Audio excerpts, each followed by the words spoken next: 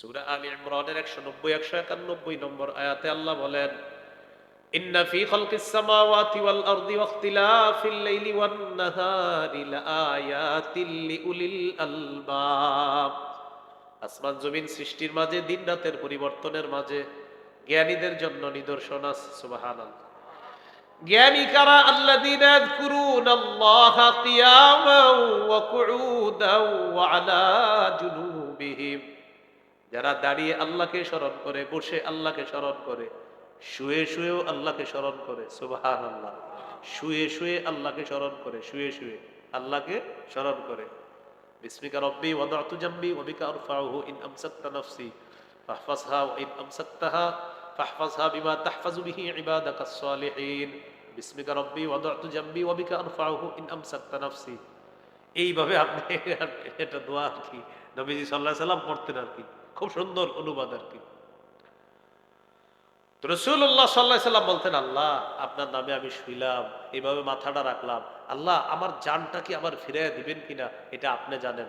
যদি ফিরিয়ে দেন তো আলহামদুলিল্লাহ, যদি আপনি আল্লাহ ফিরিয়ে না দেন তাহলে নেককারদের সাথে আমার জানটা, আমার আত্মাটা রাইখা দিয়ে হেফাজত। কত সুন্দর সুন্দর দোয়া আছে। কিন্তু ঘুমের ব্যাপারে আমার একটা ওয়াজে আছে, ওইটা দেখবেন, ভালোই মানুষ দেখছে। ঘুমের ব্যাপারে একটা ওয়াজ আছে, শুধু ঘুমের ব্যাপারে, ঘুমানোর সময় কি কি করবেন এটা আলাদা একটা ওয়াজ আছে। তো সেটা একটু সার্চ করে নিয়ে ওই এগুলোর লগে যোগাযোগ রাখলে আপনার কেমনি জানি দিয়ে দিব, সমস্যা নেই।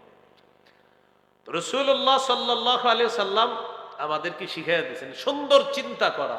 তো চিন্তা করতে করতে ওয়ায়াতাফাক্কারুনা ফি খালকিস সামাওয়াতি ওয়াল আরদি রাব্বানা মা খালাকতা হাযা বাতিলা।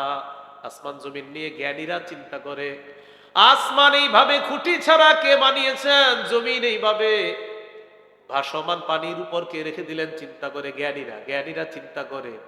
তো এরপরে চিন্তা করার পর বলে, রব্বানা মা খালাকতা হাযা বাতিলা, আল্লাহ আসমান জমিন আপনি অনর্থক সৃষ্টি করেন নাই।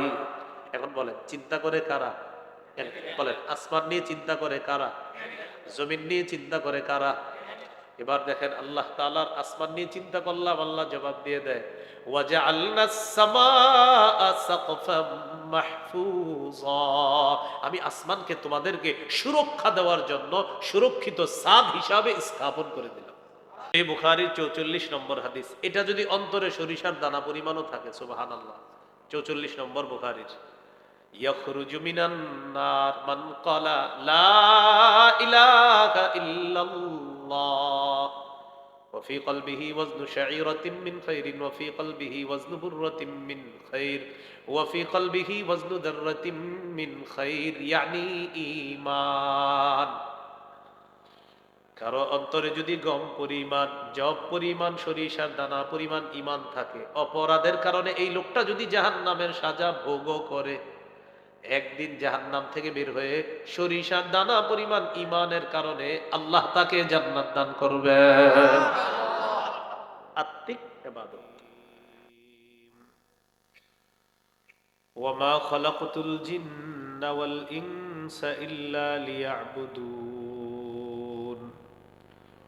وقال تعالى واعبد ربك حتى يأتيك اليقين. اللهم صل على محمد وعلى آل محمد كما صليت على إبراهيم وعلى آل إبراهيم إنك حميد مجيد. اللهم بارك على محمد وعلى آل محمد كما باركت على إبراهيم وعلى آل إبراهيم إنك حميد مجيد. اللهم إني أعوذ بك من شر لساني ومن شر سمعي ومن شر بصري ومن شر مني Gazipur ideal Islamic school and Madrasa উদ্বোধন উপলক্ষে আজকে এই মাহফিলে উপস্থিত হযরত উলামায়ে কেরাম, মুসলমান ভাইয়েরা, পর্দার আড়ালে অবস্থানরত মা বোনেরা, আল্লাহ তাআলার দরবারে শুকরিয়া আদায় করছি। আল্লাহ আমাদেরকে এই মাহফিলে উপস্থিত হওয়ার তৌফিক দান করেছেন বলে আলহামদুলিল্লাহ।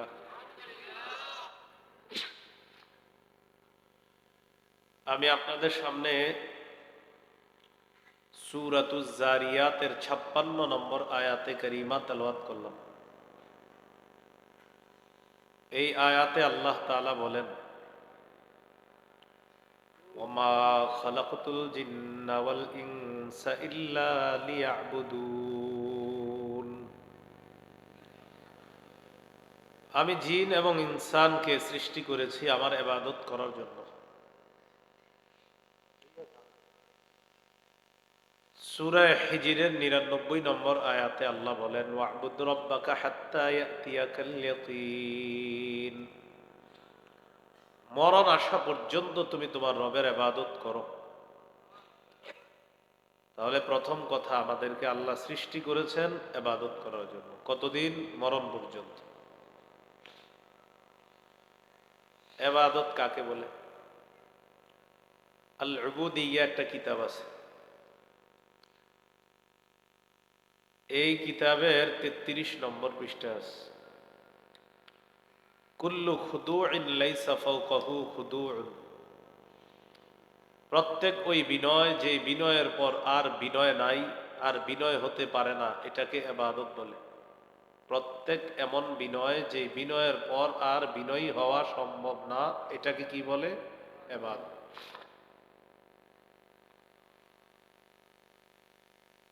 ইমাম কুরতুবী রহমতুল্লাহ আলাইহি বলেন, ইবাদত বলা হয় ইসমুন জামিউন লিকুল্লি মা ইউহিব্বুহুল্লাহু ওয়া ইয়ারদাহু মিনাল আকওয়ালি ওয়াল আ'মালিজ যাহিরা ওয়াল বাতিনা। প্রকাশ্যে গোপনে ভালো কথা বলা, ভালো কাজ করা, যদি এটা আল্লাহ পছন্দ করেন, এটা কি ইবাদত বলে? গোপনে প্রকাশ্যে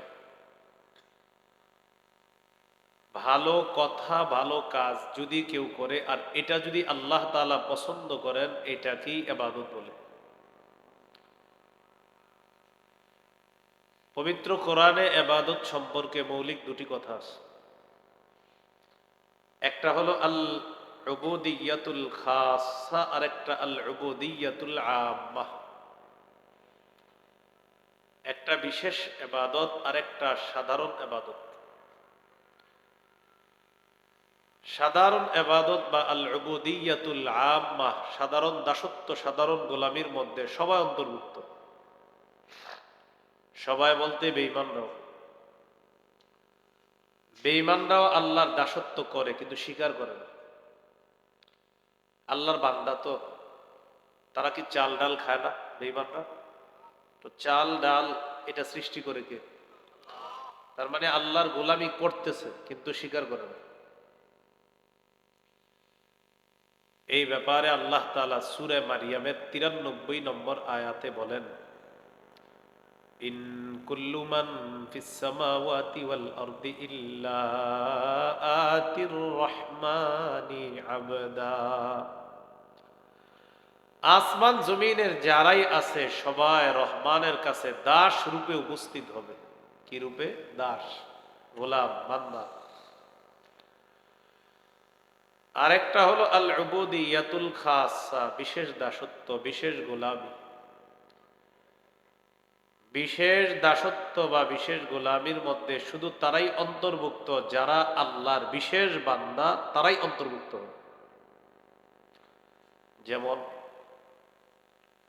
সূরা ফুরকানের 63 নম্বর আয়াতে আল্লাহ বলেন, ওয়া ইবাদুর রহমানিল্লাযীনা ইয়ামশুনা আলাল আরদি হাওনা ওয়া ইযা খাতাবাহুমুল জাহিলুনা ক্বালু সালামা। রহমানের প্রকৃত বান্দা তারা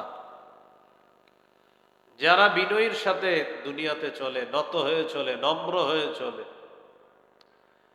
জাহেলরা তাদেরকে সালাম দিলে, তাদের সাথে ঝগড়া করতে আসলে তখন তারা বলে সালামা, তোমাদের প্রতি সালাম। এখন বলেন, দুনিয়াতে কি সবাই নত হয়ে চলে নাকি বিশেষ কিছু মানুষ? এই বিশেষ মানুষগুলা আল্লাহর বিশেষ গোলামীর অন্তর্ভুক্ত হবে, আর আল্লাহ তাদেরকে বিশেষ শ্রেণীর দাস বানিয়ে কিয়ামতের ময়দানে জান্নাত দান করবে। এইগুলো দ্বিতীয় কথা আজকের।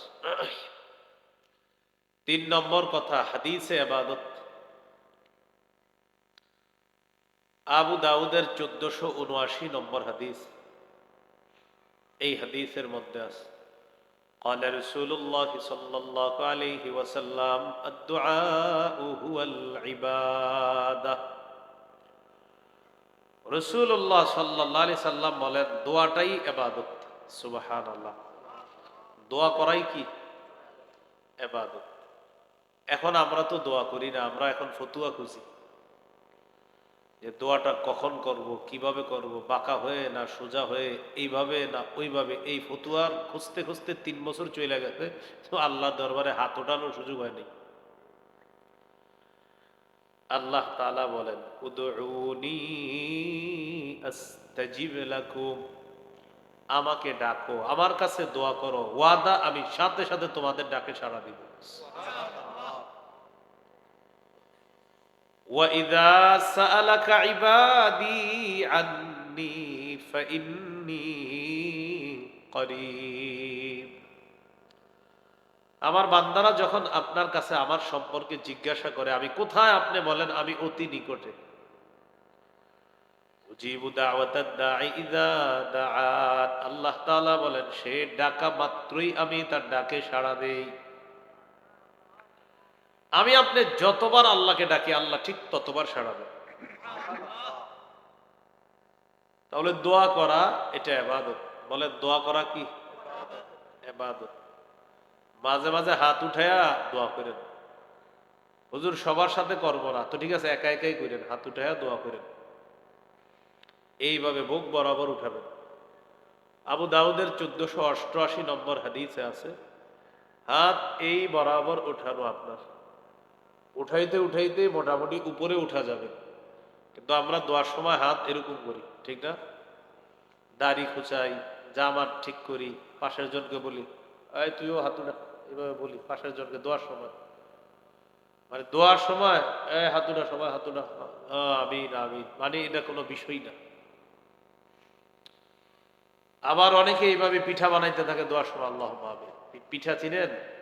এক জাতীয় পিঠা এইভাবে বানায়, এই পিঠা বানায় দোয়া করার সময়। আল্লাহর সাথে তামাশা করেন। আল্লাহর কাছে ভিখারির মতো চাইতে হবে। কার মতো বলেন? আমি ভিক্ষুক, আল্লাহর কাছে এইভাবে চাইতে হবে। আল্লাহ তাআলা তো বলে দিয়েছেন, ওয়াল্লাহুল গনিয়্যু ওয়া আনতুমুল ফুকারা, আল্লাহ ধনী, তোমরা দরিদ্র, তোমরা গরীব। আমরা সবাই আল্লাহর কাছে মুখাপেক্ষী, এই জন্য মুখাপেক্ষী বান্দার মতো আল্লাহর কাছে চাইতে হবে। আল্লাহ তৌফিক দান করেন। আমিন। তিরমিজির হাদিস, 2201 নম্বর হাদিস। এই হাদিসের মধ্যে আছে قال رسول الله صلى الله عليه وسلم العبادة في الهرج كهجرة إلي। নবীজি বলেন, ফিতনার জামানায়, ফিতনার যুগে ইবাদত করা আমি নবীর কাছে হিজরত করার মতো সওয়াব। কলহ বিপর্যয়ের জামানায় ইবাদত করা, ফিতনার জামানায় ইবাদত করা, এটা হলো কলহ বিপর্যয়ের জামানা। নবী বলেন ওই জামানায় ইবাদত করা আমি নবীর কাছে হিজরত করার মতো সওয়াব। সাহাবীদেরকে আল্লাহ নবী বললেন ওই জামানায় আমার উম্মত ইবাদত করবে, আল্লাহ তাআলা তাদের একজনকেই 50 জনের সওয়াব দান করবেন। সাহাবীরা প্রশ্ন করলেন, হুজুর কোন 50 জন? নবী জবাব দিলেন, আজরু 50 মিনকুম, তোমাদের 50 জনের সওয়াব ওই ফিতনার জামানায়, এই তোমরা সাহাবীদের 50 জনের সওয়াব ফিতনার জামানায় এক উম্মতকে আল্লাহ দিয়ে দিবেন। ফিতনার জামানায় তোমাদের 50 জনের সওয়াব আল্লাহ তাআলা এক উম্মতকে দিয়ে দিলেন। সাহাবীরা বললেন, হুজুর কোন 50? নবী বললেন, তোমরা 50, এই তোমাদের 50 জনের সওয়াব তাদেরকে দেওয়া। এই জন্য এই যুগে ইবাদত করতে পারাটা এটা সৌভাগ্যের লক্ষণ মনে করা। আল্লাহ আমাদের সকলকে ইবাদত যথাসম্ভব বেশি থেকে বেশি করার তৌফিক দান করেন। ইবাদত মানে গোলামি, দাসত্ব, আল্লাহর যত বেশি দাসত্ব করা যায়। মুসনাদে আহমদ হাদিসের কিতাব, এই কিতাবের 8695 নম্বর হাদিস, এই হাদিসের মধ্যে আছে قال رسول الله صلى الله عليه وسلم إن العبد إذا كان على طريقة حسنة من العبادة قيل للملك المؤكل به اكتبوا بمثل عمله إذا كان طليقا। নবীজি বলেন, কোন বান্দা যদি ইবাদতের সুন্দর একটা নিয়ম গ্রহণ করে, করার পর ওই ব্যক্তি প্রতিদিন ইবাদত করে, করতে করতে একদিন ওই ব্যক্তি আর ইবাদত করার সুযোগ পায় না, সময় পায় নাই, মারিদ, লোকটা অসুস্থ হয়ে যাওয়ার কারণে ইবাদত করার সুযোগ পায় না, ডেইলি ইবাদত করে, একদিন অসুস্থ হয়ে গেছে, ইবাদতটা আর করতে পারতেছে। আল্লাহ তাআলা বলেন, আমার বান্দা ইবাদত করে না, কোনো সমস্যা নাই, আমি জানি সে যদি সুস্থ থাকতো সে ইবাদত করত, অসুস্থ হওয়ার কারণে ইবাদত করতে পারে নাই, তোমরা কিন্তু সওয়াব লেখা বন্ধ করবা না। সুস্থ থাকা অবস্থায় ইবাদত করলে যে সওয়াব দিতা, আজকে অসুস্থতার কারণে ইবাদত না করলেও সওয়াব লেখা বন্ধ করবা না। এই জন্য ইবাদতের উত্তম কোন পদ্ধতি গ্রহণ করার চেষ্টা করা। আল্লাহ তৌফিক দান করেন। হাদিসের একটা কিতাব আছে সহিহুল জামে, এই কিতাবের 4214 নম্বর হাদিস, এই হাদিসের মধ্যে আসছে, আপনাদের ইমাম সাহেব নামাজ পড়াইছে, পড়ানোর পর সুন্নত পড়ছে, সুন্নত পড়ার পর উনি নফল নামাজ না পড়ে রুমে চলে আসছে, আইসে কিতাব পড়তেছে। কিতাব, ওনার আগামীকাল ক্লাস আছে সকালে, এই জন্য এই কিতাব পড়তেছে, অথবা আগামীকাল জুমা পড়াবে, জুমার বয়ান উনি কিতাবে দেখতেছে। এর মধ্যে আপনারা কিছু মুসল্লি যারা নফল ইবাদতে দাঁড়িয়ে গেছেন, ইবাদত করতেছেন, রাসূলুল্লাহ সাল্লাল্লাহু আলাইহি সাল্লাম বলেন, ফাদলুল ইলমি আহাব্বু ইলাইয়া মিন ফাদলিল ইবাদাহ। কোন আলেমের এলেম অন্বেষণ করা আর তোমরা সাধারণ মানুষের ইবাদত করা, এই তোমাদের ইবাদত করারও ফজিলত আছে। তোমাদের ইবাদতের যে ফজিলতটা সাধারণদের, তোমাদের নফল ইবাদতের ফজিলতের চাইতে আলেমের এলেম অন্বেষণের মর্যাদা, ফজিলত আমি নবীর কাছে আরো বেশি।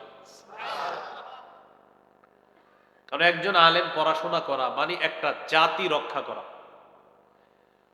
কোনটা হালাল কোনটা হারাম এটা একজন আলেম বলবে।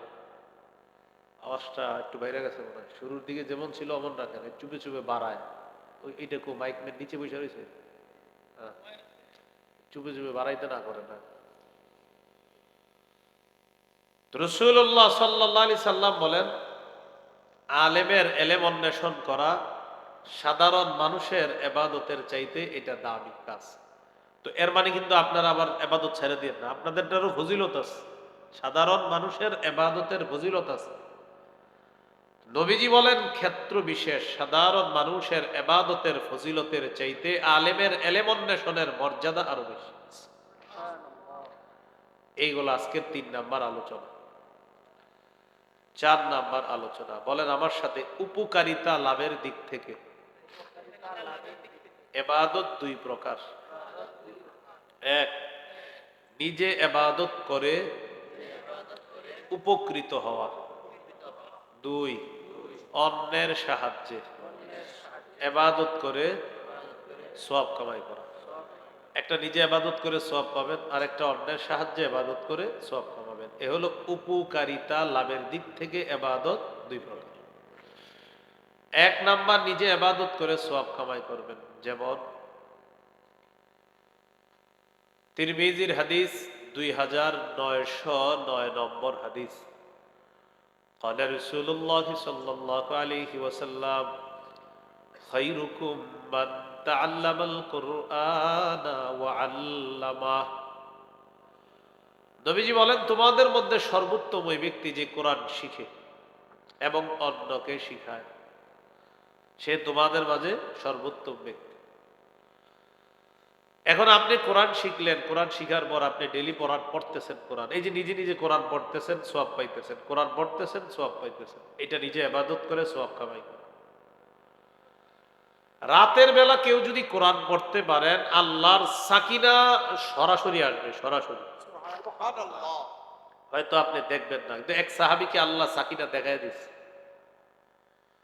সহিহ বুখারীর বর্ণনা, 5011 নম্বর হাদিস। এই হাদিসের মধ্যে আছে, কানা রাজুলুন ইয়াকরাউ সূরাতাল কাহফি, এক ব্যক্তি রাতের বেলা সূরা কাহফ তেলাওয়াত করতেছিলেন। ফাতাগাশাতহু সাহাবা, রাতের বেলা যখন সূরা কাহফ তেলাওয়াত করতেছিলেন, আকাশের মেঘখণ্ড এসে তার বাড়ির উপর দাঁড়ায় গেছে।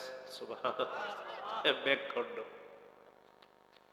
তো এইভাবে তাকাইছে, ওনার ঘোড়াটার দিকে তাকাইছে, তাকায় দেখে ফাজা আলা ফারাসুহু ইয়ানফিরু, তার ঘোড়াটা লাফায়। তিনি যত কোরআন পড়ে তার ঘোড়া তত লাফায়। কোরআন তেলাওয়াত শেষ, ঘোড়ার লাফানিও বন্ধ, ওই মেঘখণ্ড আকাশে উঠে যায়। নবীজির কাছে গেলেন, যাওয়ার পর বললেন, ইয়া রাসূলুল্লাহ, রাতের বেলা কোরআন তেলাওয়াত করতেছিলাম, হঠাৎ দেখি মেঘখণ্ড।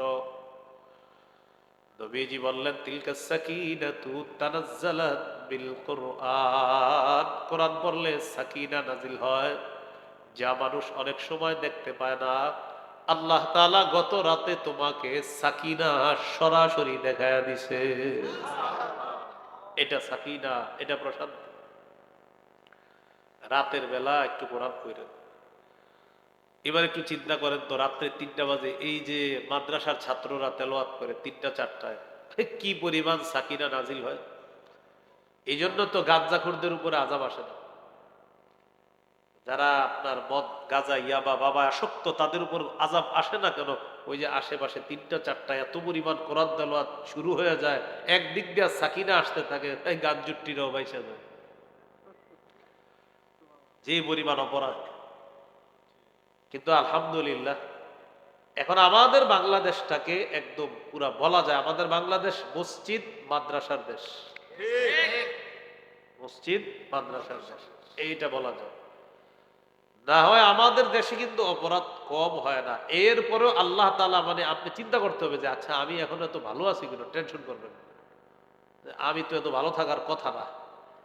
এই টেনশনের জবাব দিবেন ওই যে 3টা 4টা বাজে বাচ্চাগুলা, নাবালেগ বাচ্চা, এই ঠান্ডা দিয়ে উইঠা উজু করে কোরআন পড়বে। আপনি ভাবতে পারেন আল্লাহর কালাম নাবালেগ শিশুরা রাত 3টা 4টায় পড়তেছে, আল্লাহ গজব উঠায় দেন। এই জন্য তো কোরআন শিখলে মানুষ মানুষ হয়। বলেন, কোরআন শিখলে কি হয়? আল্লাহ তাআলা বলেন, রহমান আল্লামাল কোরআন খালাকাল ইনসান। আমি অনুবাদটা কিভাবে করি দেখেন, ওলামা হযরত আছেন। রহমান তিনি, আল্লামাল কোরআন যিনি জন্মগত মানুষকে কোরআন শিখিয়ে, খলাকাল ইনসান প্রকৃত মানুষ বানিয়েছেন। বললাম আর রহমান, রহমান তিনি, আল্লামাল কোরআন যিনি জন্মগত মানুষকে কোরআন শিখিয়ে খলাকাল ইনসান আসল মানুষ বানাইছে। এটা কিন্তু ডাইরেক্ট অনুবাদ না। ডাইরেক্ট অনুবাদ হলো রহমান তিনি, আল্লামাল কোরআন কোরআন শিখিয়েছেন যিনি, তারপর খলাকাল ইনসান মানুষ বানিয়েছেন। তো আমরা তো জানি আগে মানুষ সৃষ্টি, তারপর কোরআন শিখেছে। তো এই জন্য ওইটা মাথায় রেখে আমি বললাম আর রহমান, রহমান তিনি, খলাকাল ইনসান, রহমান তিনি, আল্লামাল কোরআন জন্মগত মানুষকে যিনি কোরআন শিখিয়ে খলাকাল ইনসান প্রকৃত মানুষ বানিয়েছে। এই জন্য মানুষ জন্ম নিলে জন্মগত মানুষ হয়, কোরআন শিখানোর পর তিনি প্রকৃত মানুষ হয়। এখন এই জায়গায় আপনারা যারা আছেন, আমাদের সন্তান প্রকৃত মানুষ হোক, সবাই চাই না? এটা আগে আমার সাথে বলেন, বলেন জন্মের পর মানুষ জন্মগত মানুষ হয়, কোরআন শিখার পর মানুষ প্রকৃত মানুষ হয়। বলেন এজন্য আল্লাহ বলেছেন রহমান তিনি, কোরআন শিখিয়েছেন যিনি, প্রকৃত মানুষ বানিয়েছেন তিনি। কোরআন কারে শিখাইছে? জন্মগত মানুষকে। কোরআনটা শিখাইছে কাকে? জন্মগত মানুষকে। এই শিখানোর পর খালাকাল ইনসান, প্রকৃত মানুষ বানাইছে।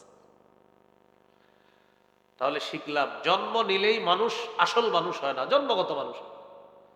আল্লামাল কোরআন, সেই মানুষটাকে আল্লাহ কোরআন শিখায়, খালাকাল ইনসান, এরপর তারে একজন প্রকৃত মানুষ আল্লাহ বানায়।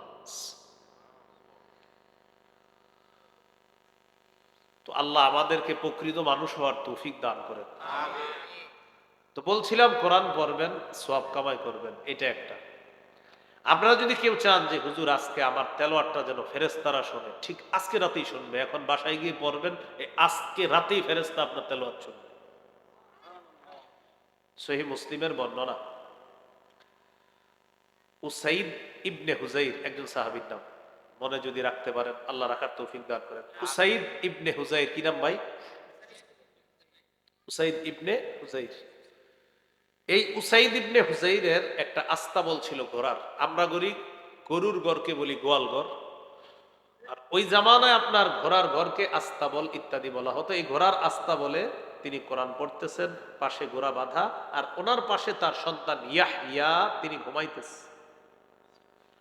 কল্পনা আনেন তো একটু, সাহাবী ঘোড়ার ঘরে, ঘোড়াও ঘুমায়, ঘোড়াটা বাঁধা আছে, আর তার সন্তান ইয়াহইয়া তিনি ঘুমায়, আর একজন সাহাবী কোরআন তেলাওয়াত করতেছে রাতের বেলা। তো সাহাবী কোরআন তেলাওয়াত করতেছে, হঠাৎ দেখে আকাশের এক খণ্ড মেঘ, তবে এই মেঘের ভিতরে এরকম ছোট্ট ছোট্ট লাইট, বাতি দেখা যায়। বাতি, কি দেখা যায়? বাতি। তিনি যত পরে ঘোড়া তত লাফায়, যত পরে ঘোড়া তত লাফায়। লাফাইতে লাফাইতে তিনি ভয় পেয়ে গেলেন, না জানি ঘোড়া লাফাইতে লাফাইতে আমার সন্তান ইয়াহিয়ারকে পদপিষ্ট করে সন্তানকে মেরে ফেলতে পারে। উনি তেলাওয়াত থামিয়ে দিয়েছেন। সকালবেলা নবীজির কাছে আসছে, হুজুর একটা ঘটনা ঘটছে। কি হয়েছে? রাতের বেলা কোরআন তেলাওয়াত করতেছিলাম। আচ্ছা, তারপর? আকাশের মেঘখণ্ড আমার বাড়ির উপরে আসছে, আমার ঘোড়াটা লাফানো শুরু করছে।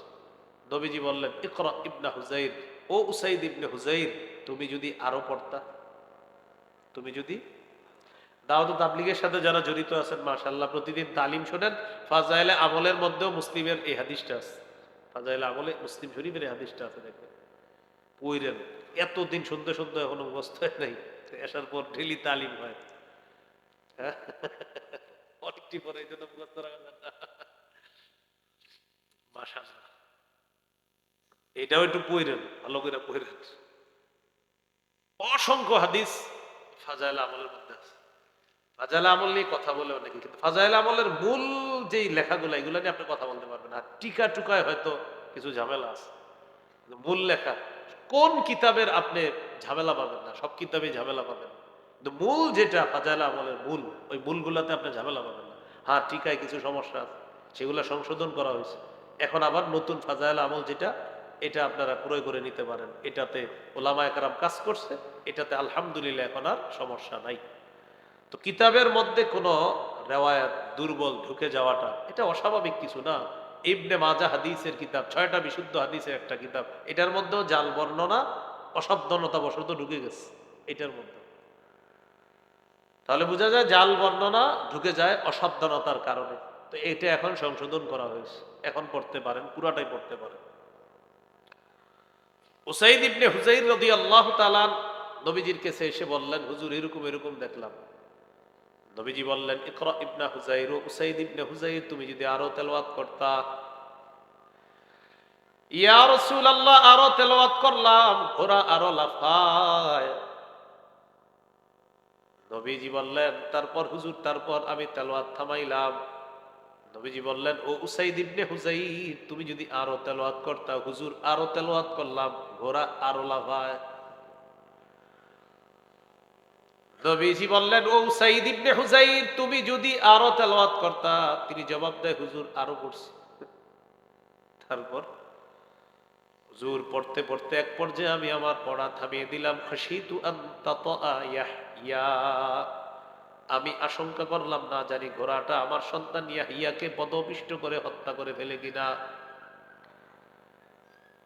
নবীজি বললেন, ও উসাইদ ইবনে হুজাইর, ইকরা ইবনে হুজাইর, তুমি যদি আরো তেলাওয়াত করতা। হুজুর আর করি নাই। উপরের দিকে তাকাইলাম, তাকায় দেখি ওই মেঘ খণ্ডটা যেটার মধ্যে বাতি ছিল ছোট্ট ছোট্ট, ফিহা আমসালুস সুরুজ, এই মেঘ খণ্ড শূন্যে বিলীন হয়ে যায়। নবীজি বললেন, তুমি যদি আরো পড়তা। আল্লাহ নবী বললেন, জানোনি মেঘখণ্ডের মধ্যে যেই বাতিগুলা দেখছো এগুলা কি? তিলকাল মালাইকাতু তাসতামিউ লাক, এরা ছিল আল্লাহর ফেরেশতা, তোমার কোরআন তেলাওয়াত শোনার জন্য দুনিয়াতে তারা চলে আসছে। তা আমরা হয়তো দেখি না।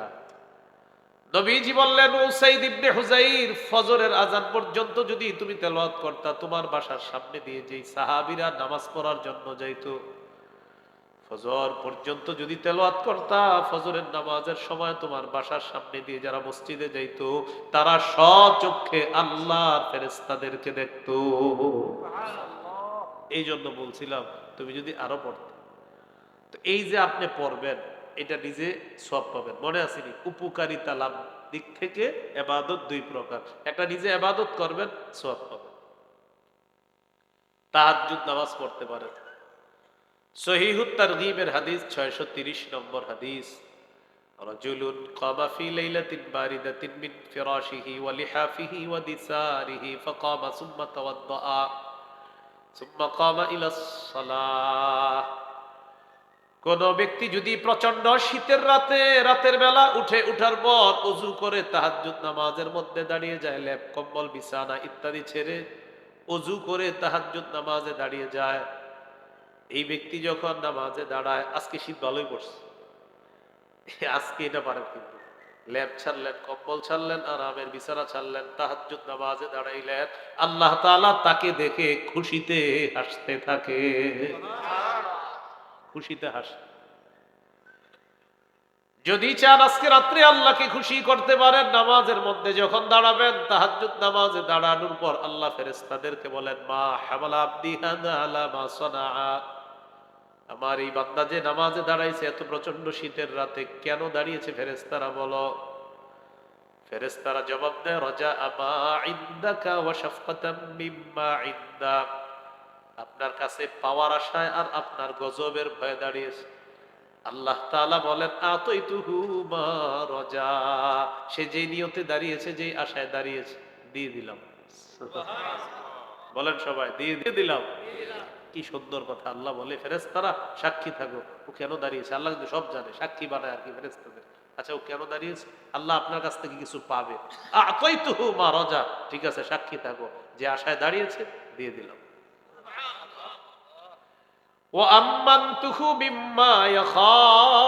যেই ভয়ে দাঁড়িয়েছে, সেই ভয় থেকে আমি তাকে নিরাপত্তা দিয়ে দিলাম।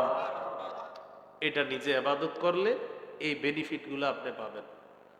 এই সুবর্ণ সুযোগটা কিন্তু আজকে রাতে, প্রচুর শীত কিন্তু পড়তেছে, রাতে আপনি ইবাদত করেন। আর যাদের সুন্দরী স্ত্রী আছে, আপনি ইবাদত করতে পারেন। মাজমাউজ জাওয়ায়েদ 2 নম্বর খণ্ড 258 নম্বর পৃষ্ঠায় আছে, ওয়াল্লাযী লাহু ইমরাআতুন হাসানাতুন ওয়া ফিরাশুন লাইল, কোন ব্যক্তির সুন্দরী বিবি আছে আর নরম বিছানা আছে, রাতের বেলা 3টা-4টা বাজে উঠছে, উঠার পর দেখে তার বিবি ঘুমায়। চিন্তা করলো, আল্লাহ তাআলা তো ঘুমান না, লা তাখুযুহু সিনাতু ওয়ালা নাওম, তন্দ্রা নিদ্রা আল্লাহকে স্পর্শ করে না। ইবনে মাজার হাদিসে নবী বলেন, ইন্নাল্লাহা লা ইয়ানাম ওয়া লা ইয়ানবাগি লাহু আইয়ানামা, নিশ্চয়ই আল্লাহ তাআলা ঘুমান না, ঘুমানো আল্লাহর জন্য শোভা পায় না। কোন ব্যক্তি রাত 3টা-4টা বাজে উঠলো, প্রচন্ড শীতের রাত, উঠার পর দেখে তার স্ত্রী ঘুমায়, নরম বিছানা পড়ে আছে, আশেপাশের মানুষগুলা ঘুমায়, ওই ব্যক্তি রাতের বেলা ওযু করে তাহাজ্জুদ নামাজে দাঁড়িয়ে যায়, ইউহিব্বু ওয়া ইস্তাবশিরু ওয়া ইয়াদহাকু, আল্লাহ তাকে ভালোবাসে, তার প্রতি আল্লাহ খুশি হয়, তাকে দেখে খুশিতে আল্লাহ হাসতে থাকেন। তো এই সুযোগটা কিন্তু কাজে লাগাইতে পারেন। আল্লাহ তাআলা তৌফিক দান করেন। বলেন উপকারিতা লাভের দিক থেকে ইবাদত কয় প্রকার? দুই প্রকার। নিজে ইবাদত করবেন, সওয়াব পাবেন। তিরমিজির হাদিস 1910 নম্বর হাদিস, 2910 2910। قال رسول الله صلى الله عليه وسلم من قرأ حرفا من كتاب الله فله به حسنة والحسنة بعشر أمثالها لا أقول ألف لام ميم حرف ولكن ألف حرف ولام حرف وميم حرف। নবীজি বলেন কেউ যদি কোরআনের একটা অক্ষর তেলাওয়াত করে সাথে সাথে তার আমলনামায় 10টা নেকি। আলিফ লাম মিম পুরাটা একটা অক্ষর এমনটা না, আলিফ একটা অক্ষর, লাম একটা অক্ষর, মিম একটা অক্ষর, এই 3টা অক্ষর আপনার মুখ থেকে উচ্চারিত হবে, সাথে সাথে 30টা নেকি লিপিবদ্ধ হয়ে যায়। বলেন আলহামদু, পড়েন আলহামদু। হামজা লাম জবর আল, হামিম জবর হাম, আলহাম, দাল পেশ দু, আলহামদু। বলেন আমাদের আমল নামায় 300 নেকি লেখা হয়ে গেছে। আলহামদুতে 50 আপনার নেকি, হামজা লাম হা মিম দাল 5 অক্ষরে কত? 50। তো আলহামদুতে 5 অক্ষরে কত পাবো? সওয়াব 50। তো 50 আমরা 6 বার পড়ছি, 6 50 কত হয়? 300। বাকি আমার 400, কারণ আমি 2 বার বেশি কইছি, আপনারা 2 বার বইলা ফেলেন। এই হয়ে গেল কয়বার? আপনাদেরও কয়বার হলো? 400 বার। এই ইবাদত গুলা মিস করবেন না। এই যে আপনি বৈশা বৈশা মসজিদে 5 মিনিট আছে সুন্নতের, কি দরকার আছে আরেকজনের সাথে কথা বলা? মনে করেন 5 মিনিট আছে জামাতে, তো আপনি সুন্নত পইরা বৈশা রয়েছেন, এখনো জামাতের 5 মিনিট আছে, পাশের জন্য মেয়েদের বিয়ে হয়েছে, কি অবস্থা, এবার ব্যবসা ব্যবসা কেমন চলবে, এগুলা পাশের জন্য জিজ্ঞাসা করে। এগুলা না করে বৈশা বৈশা ক্বাল হুয়াল্লাহু আহাদ আল্লাহুস সামাদ লাম ইয়ালিদ ওয়া লাম ইউলাদ ওয়া লাম ইয়াকুল লাহু কুফুয়ান আহাদ 10 পারা কোরআনের সওয়াব হয়ে গেছে। চিন্তা করা যায় আমি এই মুহূর্তে 10 পারা কোরআনের সওয়াব কামাই করে ফেলছি, এটা আমার ইয়াকিন। তো আপনি বৈশা বৈশা সময়গুলা নষ্ট করেন না, পড়েন বৈশা বৈশা। আল্লাম তারা থেকে নাচ পর্যন্ত সবাই পারেন না, ইমাম সাহেব আসতে 10 মিনিট এখনো দেরি হইতেছে, আপনি 10 বার পড়েন। হুজুর 10 বার পড়ার পরে আরো সময় আছে, আরো 10 বার পড়েন, সমস্যা কি? খতম দিবেন যে হুজুর আমি আলাম তারা থেকে নাচ পর্যন্ত 1 খতম 2 খতম এরকম পড়ছেন, পড়েন না, যতবার পড়েন পড়েন। কুল হুয়াল্লাহু আহাদ আল্লাহুস সামাদ লাম ইয়ালিদ ওয়া লাম ইউলাদ ওয়া লাম ইয়াকুল লাহু কুফুয়ান আহাদ, আরো 10 পারার সওয়াব হইছে। তো আপনি আরেকবার পড়েন, 30 পারা কোরআনের সওয়াব। সময়গুলা নষ্ট করেন না, হাতে পায়ে ধরে বলি সময়গুলা নষ্ট করেন না। বলেন আমার সাথে সবাই, 5টি মূল্যবান জিনিস বলেন আজকে থেকে কখনো অবমূল্যায়ন করব না। জীবন, যৌবন, সময়, স্বাস্থ্য, সচ্ছলতা। আবার জীবন, যৌবন, সময়, স্বাস্থ্য, সচ্ছলতা, এই 5টি মূল্যবান জিনিস কখনো অবমূল্যায়ন করবেন না। রাসূলুল্লাহ সাল্লাল্লাহু আলাইহি সাল্লাম বলেছেন ইগতানিম খামসান ক্বাবলা খামসিন, 5টি জিনিসের পূর্বে 5টি জিনিসকে মূল্যায়ন করবা। শাবাবাকা ক্বাবলা হারামিক, তোমার বার্ধক্য আসার আগে যৌবন কালটা মূল্যায়ন করবা। যৌবন কালে 2 রাকাত নফল নামাজ যত আরামে পড়তে পারবেন, বৃদ্ধ হওয়ার পর চাইলেও পারবেন না। ওয়াসিহাতাকা ক্বাবলা সাকামিক, সুস্থতা মূল্যায়ন করবা অসুস্থ হওয়ার আগে।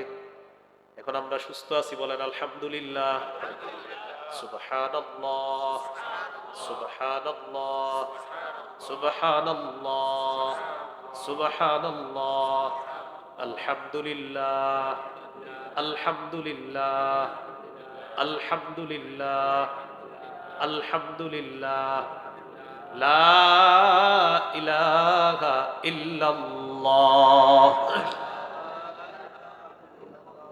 দিল থেকে পড়েন লা ইলাহা ইল্লাল্লাহ, পড়েন তো আল্লাহু আকবার, এই দেখেন এই 4টা জিকির আমরা করলাম, সুবহানাল্লাহ, আলহামদুলিল্লাহ, লা ইলাহা ইল্লাল্লাহ, আল্লাহু আকবার, এগুলা আমরা করলাম। এখন আপনি দেখেন আমরা সুন্দরভাবে করছি, কিন্তু কিন্তু অসুস্থ হওয়ার পরে এই যে দেখেন সুবহানাল্লাহ, আরেকবার কইতে চাইতেছেন, আসতেছে না, সুবহানাল্লাহ, আলহামদুলিল্লাহ। হাসবেন না, সিরিয়াস নেন বিষয়টা। লা ইলাহা ইল্লা, মানে সুস্থ অবস্থায় আপনি যত সুন্দরভাবে তাড়াতাড়ি আপনি আল্লাহকে খুশি করতে পারতেছেন, 10 বার সুবহানাল্লাহ যত বিশুদ্ধভাবে সুন্দরভাবে পারতেছেন, অসুস্থ হওয়ার পর চাইলেও পারতেছেন না। তাই নবীজি বললেন সুস্থ অবস্থাটাকে মূল্যায়ন করো অসুস্থ হওয়ার আগে। 3 নাম্বার, ওয়াগিনাকা ক্বাবলা ফাকারিক, দরিদ্র হওয়ার আগে টাকা পয়সাগুলো মূল্যায়ন করবা, সচ্ছলতা মূল্যায়ন করবা, পকেটে টাকা আছে হালাল কাজে লাগান, টাস জুয়া খেলায় না, একদিন টাকা থাকবে না। 4 নাম্বার, ওয়া ফারাগাকা ক্বাবলা শুগুলিক, ব্যস্ত হওয়ার আগে অবসর সময়টা কাজে লাগাও, ব্যস্ত হওয়ার আগে অবসর সময় কাজে লাগাও।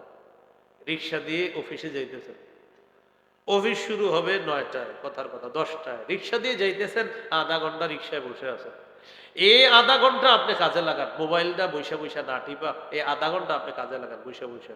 সুবহানাল্লাহ, আলহামদুলিল্লাহ, সুবহানাল্লাহি ওয়া বিহামদি, সুবহানাল্লাহি ওয়া বিহামদি, সুবহানাল্লাহি ওয়া বিহামদিহি, এটা 100 বার পড়েন, হুত্তাত খাতায়া ওয়া ইন কানাত মিসলা জাবাদিল বাহরি, সমুদ্রের ফেনা পরিমাণ গুনাহও maaf করে দিবে আল্লাহ।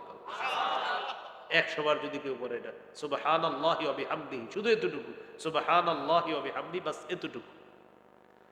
আর যদি আরেকটু বাড়ান, সুবহানাল্লাহি ওয়া বিহামদিহি সুবহানাল্লাহিল আযীম, কিয়ামতের ময়দানে ওজনের পাল্লা আল্লাহ একদম ভারী করে জান্নাত দিয়ে দিবেন। কেন সময়গুলো নষ্ট করব? 5 নাম্বার, ওয়া হায়াতাকা ক্বাবলা মাউতিক, মরণের আগে জীবনটাকে মূল্যায়ন করবা। মরে যাব, সব শেষ হয়ে যাবে, মনে থাকবে নি কথাগুলো ইনশাআল্লাহ। তাহলে 5টি মূল্যবান জিনিস আমরা মূল্যায়ন করব। আজকে ঘরে গিয়ে লিখে রাখবেন, জীবন, যৌবন, সময়, স্বাস্থ্য, সচ্ছলতা, এটা ডেলি কয়েকবার দেখবেন, এরপরে বাসা থেকে বের হবে যে আমার এই 5টা মূল্যবান জিনিসকে আমি নষ্ট হতে দিব না ইনশাআল্লাহ।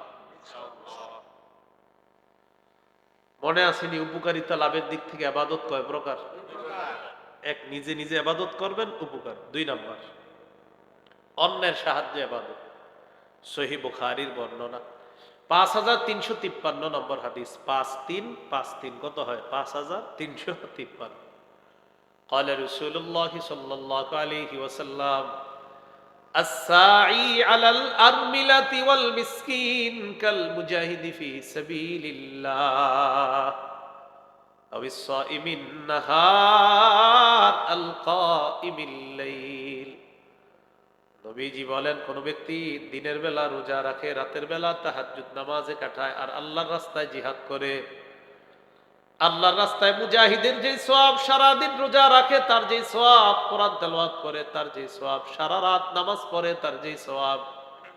কোন ব্যক্তি যদি অসহায় দরিদ্র মানুষের সহযোগিতায় এগিয়ে যায়, বিধবা নারীদের সহযোগিতায় এগিয়ে যায়, তার আমল নামায় মুজাহিদের, রোজাদারের আর রাতের বেলা তাহাজ্জুদ আদায়কারীর সওয়াব আল্লাহ তাকে দিয়ে দেয়। এটা অন্যের সাহায্যে মানে, ফকিররে দান করবেন, সাহায্য মানে কি? আপনি যে দান করলেন এটা আপনারই লাভ, যে আমি দরিদ্রকে দান করলাম ওর কারণে আমি সওয়াব পেয়েছি, আমি বিধবাকে দান করলাম তার কারণে আমাকে আল্লাহ সওয়াব দান করবেন। রক্তের সম্পর্ক রক্ষা করা, এটা একটা দামি কাজ, অন্যের সাহায্যে সওয়াব কামাই করা। করবো না ইনশাআল্লাহ, আল্লাহ তৌফিক দান করেন। সর্বশেষ কথা, 5 নাম্বার আলোচনা, বলেন মাধ্যম হিসাবে ইবাদত 5 প্রকার। এটা শর্টে শেষ করে দিব, একটু শিখে নেন এটা। বলেন আমরা, প্রচন্ড শীত পড়তেছে, 5 মাধ্যমে ইবাদত করি। বলেন অন্তর দিয়ে, মনে রাখবেন, মুখ দিয়ে, আবার অন্তর দিয়ে, মুখ দিয়ে, শরীর দিয়ে, সম্পদ দিয়ে, শরীর এবং সম্পদ দিয়ে।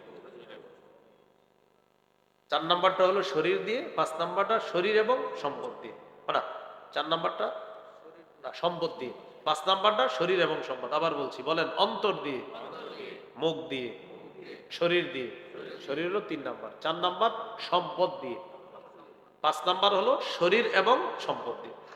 এই পাঁচটা নাম দিয়ে আমরা বলেন, অন্তর দিয়ে যে ইবাদত করা হয় সে ইবাদতকে আত্মিক ইবাদত বলে, মানে আত্মার সাথে সম্পর্ক। মুখ দিয়ে যে ইবাদত করি এটাকে বলে মৌখিক ইবাদত। শরীর দিয়ে যে ইবাদত করি এটাকে বলা হয় শারীরিক ইবাদত। সম্পদ দিয়ে যে ইবাদত করি, অর্থ দিয়ে, এটাকে বলা হয় আর্থিক ইবাদত। আর 5 নাম্বার শরীর এবং সম্পদ দিয়ে, এটাকে বলা হয় আর্থিক এবং শারীরিক ইবাদত। একটু মনোযোগ দেন। 1 নাম্বার ইবাদত হলো অন্তর দিয়ে। অন্তরের ইবাদত কি? অন্তরের ইবাদত বলেন বিশুদ্ধ নিয়ত। এটা কিসের ইবাদত? অন্তরের। সহিহ বুখারীর 1 নম্বর হাদিস, ইন্নামাল আ'মালু বিন্নিয়াত। আমলের প্রতিদান নিয়তের সাথে, আমলের প্রতিদান বিশুদ্ধ নিয়তের সাথে। তো বলেন তো নিয়তের ইবাদত কি দিয়ে করি? অন্তর দিয়ে। মাশাআল্লাহ, একটু আমার সাথে বলেন, লা ইলাহা ইল্লাল্লাহ পড়েন। বলেন লা ইলাহা ইল্লাল্লাহ বলেন। এটা মুখে বলার পাশাপাশি অন্তরেও বিশ্বাস করা। অন্তরে বিশ্বাস করার নাম বলেন আত্মিক ইবাদত। অন্তর দিয়ে বিশ্বাস করব, এটার নাম কি হয়ে যাবে? আত্মিক ইবাদত। আত্মিক মানে অন্তরের ইবাদত। লা ইলাহা ইল্লাল্লাহ বলছেন আপনি মুখ দিয়ে, ভাই অন্তরে আছে তো? জি জি, আমার অন্তরে আছে। এই অন্তরে থাকাটা আত্মিক ইবাদত। সহিহ বুখারীর 44 নম্বর হাদিস। এটা যদি অন্তরে সরিষার দানা পরিমাণও থাকে, সুবহানাল্লাহ, 44 নম্বর বুখারীর, ইয়াখরুজু মিনান নার মান ক্বালা লা ইলাহা ইল্লাল্লাহ ওয়া ফি কলবিহি ওয়াজনু শাঈরাতিন মিন খাইরিন ওয়া ফি কলবিহি ওয়াজনু বুররাতিন মিন খাইর ওয়া ফি কলবিহি ওয়াজনু দাররাতিন মিন খাইর, ইয়ানি ঈমান।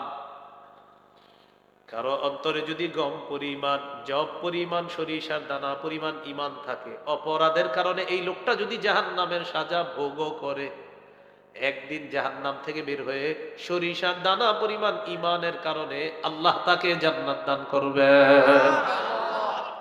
আত্মিক ইবাদত। জীবনে যা হবে না হবে অন্তরে এটা রাখেন, আল্লাহ আমি নাফরমানি অনেক করি মাবুদ, আপনার আলো বাতাস খায়াও আমার অনেক গুনাহ হয় আল্লাহ, আল্লাহ আমি কিন্তু দিলে এটা বিশ্বাস করি আপনি ছাড়া আমার কেউ নেই, এটা আমার দিলে রাখবেন। তাহলে একটা গেল নিয়ত বিশুদ্ধ, আর একটা গেল লা ইলাহা ইল্লাল্লাহর স্বীকৃতি, এটা অন্তরেও করা। অন্তরে আরেকটা ইবাদত বলেন ইখলাস। কি বলেন তো? ইখলাস।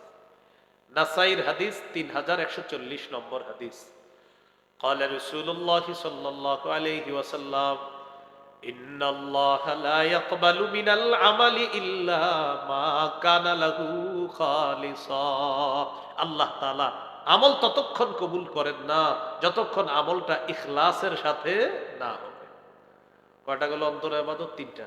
একটা গেল বিশুদ্ধ নিয়ত, আরেকটা লা ইলাহা ইল্লাল্লাহ, এটা অন্তরে বিশ্বাস করা, আরেকটা গেল আপনার ইখলাস, আরেকটা বলেন সুন্দর চিন্তা। চিন্তা কি দিয়ে করে? অন্তর দিয়ে, এটা আত্মিক ইবাদত। সুন্দর চিন্তা। এখন আমার দিকে একটু তাকান, আমি আসমানের দিকে তাকাইলাম, চিন্তা করতেছি এত সুন্দর আসমানটা কে এইভাবে খুঁটি ছাড়া বানাইলো, আমি শুধু চিন্তা করতেছি। চিন্তা করতে করতে কোরআনের সূরা আলী ইমরানের 190 191 নাম্বার আয়াতে আমি জবাব পেয়ে গেছি। সুবহানাল্লাহ। আমি চিন্তা করতেছি আসমানটা এইভাবে দাঁড় করায় রাখছে কার হুকুমে? সূরা রুমের 25 নম্বর আয়াতে আল্লাহ জবাব দেয়, ওয়ামিন আয়াতিহি আন তাকুমাস সামাউ ওয়াল আরদু বিআমরি। আসমান দাঁড়িয়ে আছে আল্লাহর হুকুমে, জমিন দাঁড়িয়ে আছে আল্লাহর হুকুমে। তো দেখেন আমি খালি চিন্তা করতেছি। সূরা আলী ইমরানের 190 191 নম্বর আয়াতে আল্লাহ বলেন, ইন্না ফি খালকিস সামাওয়াতি ওয়াল আরদি ওয়াখতিলাফিল লাইলি ওয়ান নাহারি লাআয়াতিল লিউলিল আলবাব। আসমান জমিন সৃষ্টির মাঝে, দিন রাতের পরিবর্তনের মাঝে জ্ঞানীদের জন্য নিদর্শন আছে। সুবহানাল্লাহ।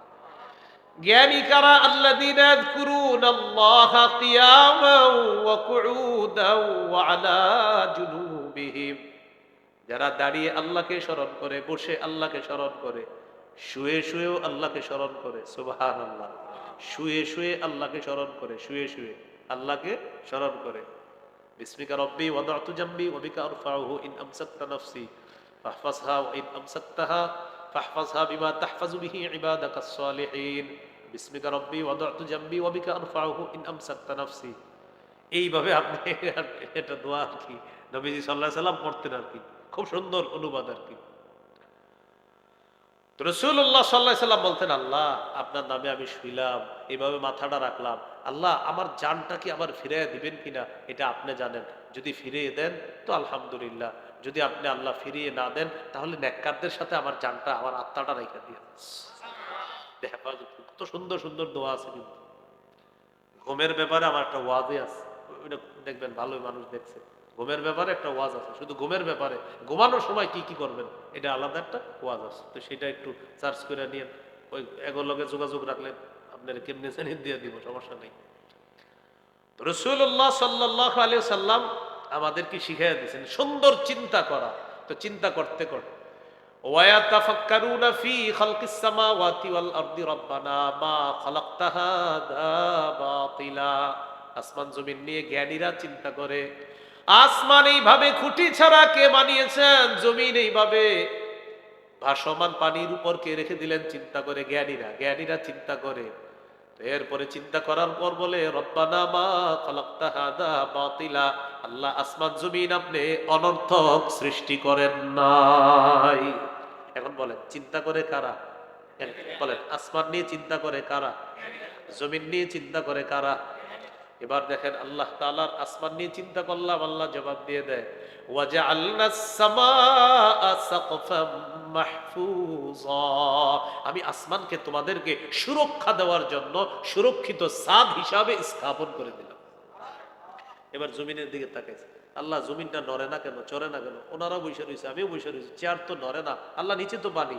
আল্লাহ তাআলা বলেন, ওয়াল জিবালা আওতাদা, আমি মজবুত পাহাড়কে জমিনের উপর পেরেক হিসাবে বসায়া দিয়া জমিনের নড়াচড়া বন্ধ করে তোমাদের জন্য বসবাসের উপযোগী বানায়। তো জ্ঞানীরা এটা কি করে? বলেন জ্ঞানীরা কি করে? আবার কি করে? এই চিন্তাটা আত্মিক ইবাদত। এই যে সুন্দর চিন্তা, আমি চিন্তা করতেছি উত্তরপাড়ার আব্দুর রহিম ভাই 4 ওয়াক্ত নামাজ মসজিদে পড়ে, ফজরটা বাসায় পড়ে, উনি মসজিদে পড়ে না, কিভাবে ওনারে মসজিদে আনা যায়, ফোন করে আনবো নাকি ওনার বাসায় গিয়ে ডাকবো? এই যে চিন্তা করতেছেন, সওয়াব লেখা। সুন্দর চিন্তা আত্মিক ইবাদত, এই কারণে আল্লাহ আপনাকে সওয়াব দান করে। আল্লাহ জানে, বুঝাইতে পারছি নি কথাটা? তাহলে সুন্দর চিন্তা করা এটা আত্মিক ইবাদত। তাহলে একটা গেল বিশুদ্ধ নিয়ত, আর একটা গেল লা ইলাহা ইল্লাল্লাহ, এটা অন্তরে ইয়াকিন করা, বিশ্বাস করা।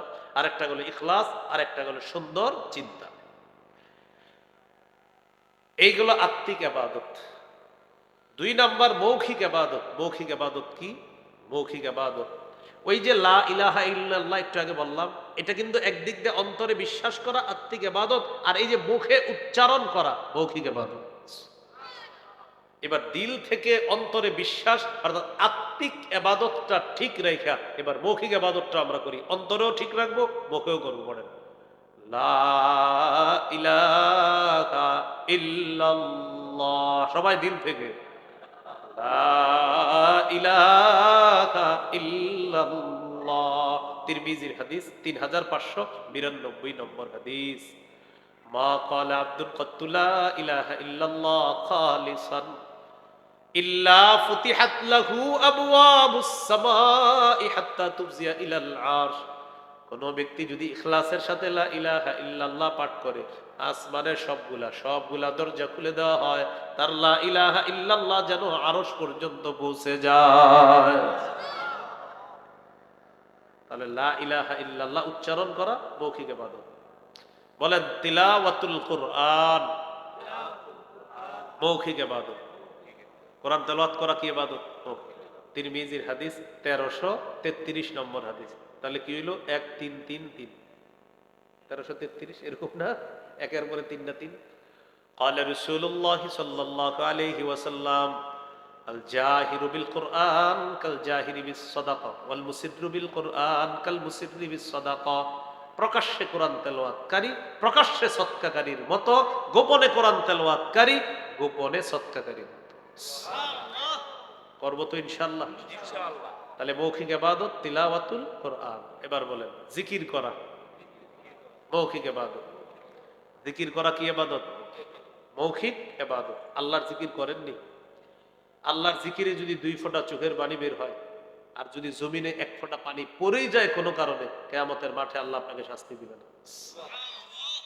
মুসনাদে আহমদ হাদিসের কিতাব, আবার আল জামিউস সগীরের মধ্যে আসছে 8655 নম্বর হাদিস।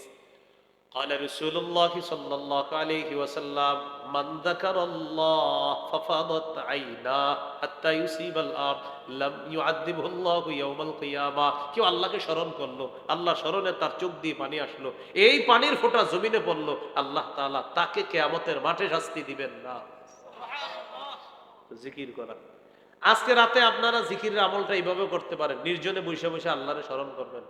আল্লাহ আল্লাহ, আমাকে আপনি কত নিয়ামত দান করছেন, আল্লাহ আলো দিলেন, বাতাস দিলেন, আল্লাহ এগুলা খাওয়ার পরে ভোগ করার পরেও আমার কত সুন্দর 2টা হাত দিলেন, এই হাত দিয়ে আমি কত গুনাহ করছি আল্লাহ, এই চোখ দিলেন 2টা, হারাম জিনিসের দিকে কত তাকাইলাম আল্লাহ।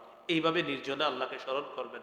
সহিহ বুখারী 660 নম্বর হাদিস। 7 ব্যক্তিকে আল্লাহ কিয়ামতের ময়দানে তার ছায়া জায়গা দিবেন। এর মধ্যে একজন রজুলুন যাকারাল্লাহ খালিয়ান ফাফাদাত আইনা, যে নির্জনে আল্লাহকে স্মরণ করে আর তার 2 চোখ থেকে পানি আসে, আল্লাহ তাআলা কিয়ামতের মাঠে তাকে তার ছায়া জায়গা দিবেন। সুবহানাল্লাহ। তো বলছিলাম আল্লাহকে স্মরণ করে কান্নাকাটি করা, করবো তো ইনশাআল্লাহ। তো জিকির করা, জিকির স্মরণ করা, জিকির করা। জিকির নামাজ, জিকির জিকির তেলাওয়াত, এটাও জিকির। নামাজ পড়া, এটাও জিকির। তেলাওয়াত করা, এটাও জিকির। সুবহানাল্লাহ, আলহামদুলিল্লাহ, লা ইলাহা ইল্লাল্লাহ, আল্লাহু আকবার, আস্তাগফিরুল্লাহ, এগুলাও জিকির। এখন আপনি কোনটা করবেন বেশি? ইস্তেগফার বেশি পড়বেন না সুবহানাল্লাহ বেশি পড়বেন? দোকানে কাস্টমার নাই, এই মুহূর্তে কি করবেন? আপনি কাস্টমার আসতেছে না, একটু পরে আসবে হয়তো, বৈশা বৈশা আপনি জিকির করেন। এখন আস্তাগফিরুল্লাহ পড়বেন না সুবহানাল্লাহ? আমাদের সালাফগণ সুন্দর সিদ্ধান্ত দিয়েছে যে শোনো, জামায় যদি ময়লা থাকে সাবানের প্রয়োজন হয়, ময়লা না থাকলে আতরের প্রয়োজন হয়। ইস্তেগফার নামক সাবান দিয়ে কলবকে সাফ করো, আর সুবহানাল্লাহ নামক আতর দিয়ে কলবকে সাজায়। ইস্তেগফার দিয়া কলবকে আগে সাফ করতে হবে। আস্তাগফিরুল্লাহ, আস্তাগফিরুল্লাহ, আস্তাগফিরুল্লাহ, কলবের গুনাহ দূর হইতেছে। আস্তাগফিরুল্লাহ, আস্তাগফিরুল্লাহ। কলবের উপরে একটা গুনাহের জং ছিল, আবরণ ছিল কালো। আস্তাগফিরুল্লাহ, এই কালোটা দূর হইতেছে। আস্তাগফিরুল্লাহ, এই কালোটা দূর হইতেছে। আস্তাগফিরুল্লাহ, কালো জং দূর হইতেছে। এবার দূর হইছে তো আল্লাহ রাসূল সাল্লাল্লাহু আলাইহি সাল্লাম জিকির তো অনেক শিখাইছেন। বুজুর্গ সালফে সালেহিনগণ বলেন, এখন কলব থেকে তোমার মোটামুটি মনে হচ্ছে যে কলবটা সাফ হয়েছে, এখন সাফ কলবকে আতর লাগাইতে হবে। এবার সুবহানাল্লাহর জিকির বাড়ায় দাও, এই সুবহানাল্লাহ দিয়ে কলবকে সাজায়। তাহলে ইস্তেগফার বেশি না সুবহানাল্লাহ বেশি? এটা আশা করি বুঝে আসছি। গুনার মাত্রা যদি বেশি হয়, কতক্ষণ ইস্তেগফার পড়ে নেবেন, পড়ে নিয়ে এবার গুনাহের এই কলবটাকে সাফ করবেন। সাফ করার পর এবার সুবহানাল্লাহ দিয়ে এটাকে সাজাবেন। কোরআন হাদিস যারা পড়াশোনা করবেন, যেমন আপনারা জেনারেল লাইনের অনেকে পড়েন, বই বসে বসে বই পড়েন, আপনারা পড়ার আগে অনেকক্ষণ ইস্তেগফার পড়ে নেবেন। হুজুর ইস্তেগফার কেন পড়বো? বলেন যত বেশি, বলেন ইস্তেগফার যে যত বেশি পড়বে তার তত বেশি গুনাহ ঝরবে। যত বেশি গুনাহ ঝরবে তত বেশি মেধা বাড়বে। এটা ছাত্র করে মুখস্থ করাইতে হবে। ইস্তেগফার যত বেশি পড়বে গুনাহ তত বেশি ঝরবে, গুনাহ যত বেশি ঝরবে মেধা তত বেশি বাড়বে। এই জন্য কোরআন হাদিস পড়ার আগে অনেকক্ষণ ইস্তেগফার পড়বেন। হুজুর কেন পড়বো? ইস্তেগফার পড়ার মাধ্যমে কলবটাকে সাফ করবেন। সাফ করার পর এবার এই কলবের মধ্যে কোরআন হাদিস রাখবেন।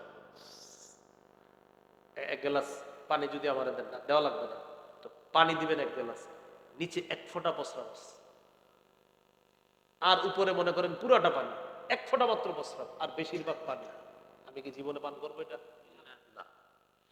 এই জন্য প্রস্রাব 1 ফোঁটা থাকার কারণে এটার মধ্যে আমরা পানি রাখতে চাই না, দুধ রাখতে চাই না। তো বলেন কলবের মধ্যে গুনাহ আছে, সেখানে কোরআন হাদিস থাকবে কিভাবে? এই জন্য মাদ্রাসা ছাত্রদের জন্য নজরের গুনাহ করা কল্পনাও করা যাবে না, কারণ ওরা কোরআন শিখবে, ওরা হাদিস শিখবে, ওদের কলব, ওদের পাত্র, ওদের ভাণ্ড এটা সাফ থাকতে হবে। সেখানে আল্লাহ তার কোরআন হাদিসের নূর আল্লাহ তৈরি করে দেবে।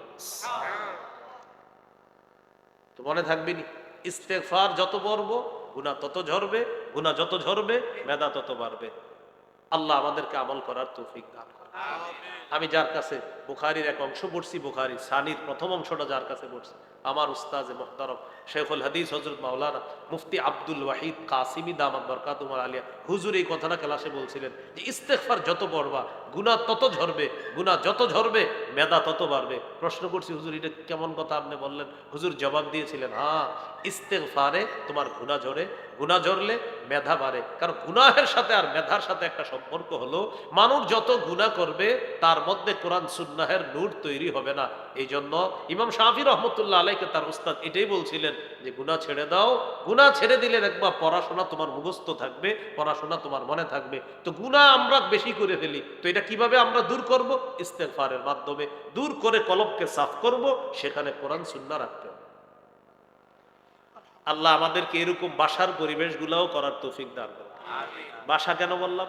ছাত্রটা এই জায়গায় 2 মাস পড়াশোনা করে মাশাআল্লাহ একটা ভালো একটা অবস্থান তৈরি করছে, এক সপ্তাহ গিয়া এই টেলিভিশনে ধারাবাহিক দেখতে দেখতে বেচারা সব শেষ। তাহলে আপনি তো এই জায়গায় 2 মাস ওরে সার্ভিস দিলেন ভালো, এখন বাসায় গিয়ে তো ওরে শেষ করে দিলেন। এজন্য অভিভাবক যারা আছেন বাসাটা ঠিক করেন, বাসার পরিবেশটা ঠিক করেন। কেন? আপনার সন্তানের সোনালী ভবিষ্যতের জন্য বাসাটা ঠিক করেন। আল্লাহ বুঝার তৌফিক দান করেন। মনে আসেনি মৌখিক ইবাদত জিকির করা, তেলাওয়াত করা। এবার বলেন দোয়া করা, এটা কি ইবাদত? মৌখিক। আল্লাহর কাছে বেশি বেশি দোয়া করবেন, আল্লাহ আমল করার তৌফিক দান করেন। তাহলে মৌখিক ইবাদতও 4টা বললাম। লা ইলাহা ইল্লাল্লাহ মুখে বলা, এটা শ্রেষ্ঠ একটা মৌখিক ইবাদত। জিকির করা শ্রেষ্ঠ মৌখিক একটা ইবাদত। তেলাওয়াত করা মৌখিক ইবাদত। আর একটা হলো কি করা? আপনার দোয়া করা। সত্য কথা বলা, এটাও মৌখিক ইবাদত। সুবহানাল্লাহ। কি কথা বলা? সত্য কথা বলা মৌখিক ইবাদত। 3 নাম্বার শারীরিক ইবাদত, নামাজ পড়া। 4 নাম্বার আর্থিক ইবাদত, আর ব্যাখ্যার সুযোগ নাই, এটা হলো আপনার যাকাত দেওয়া, সদকা করা। 5 নাম্বার আর্থিক এবং শারীরিক ইবাদত, যেমন হজ করা। আল্লাহ তাআলা আমাদের সকলকে যে কথাগুলা শুনলাম বললাম, সবাই যেন কথাগুলার গভীরভাবে উপলব্ধি করে আমলি জিন্দেগি গঠন করে ইবাদতের মাধ্যমে নিজেকে সাজিয়ে আল্লাহর প্রকৃত আবেদ গোলাম হয়ে আল্লাহর কাছে যেতে পারি। আল্লাহ তৌফিক দান। বিশেষ গোলাম আর একটা সাধারণ গোলাম মনে আসেনি, বিশেষ গোলামদের অন্তর্ভুক্ত আমাদেরকে হতে হবে। আল্লাহ তৌফিক দান করেন। গাজীপুর আইডিয়াল ইসলামিক স্কুল মাদ্রাসা, এটাতে ছাত্র দিবেন ইনশাল্লাহ। তো যেহেতু আপনারা অনেকে জেনারেল শিক্ষাটাও চান ইসলামী শিক্ষার পাশাপাশি, তো এখানে আপনি আপনার সন্তানকে দিলে একদিক দিয়ে কোরআন হাদিস শিখতেছে, আর একদিক দিয়ে জেনারেল নলেজটাও তার হইতেছে। এজন্য আমরা চেষ্টা করবো ইনশাল্লাহ।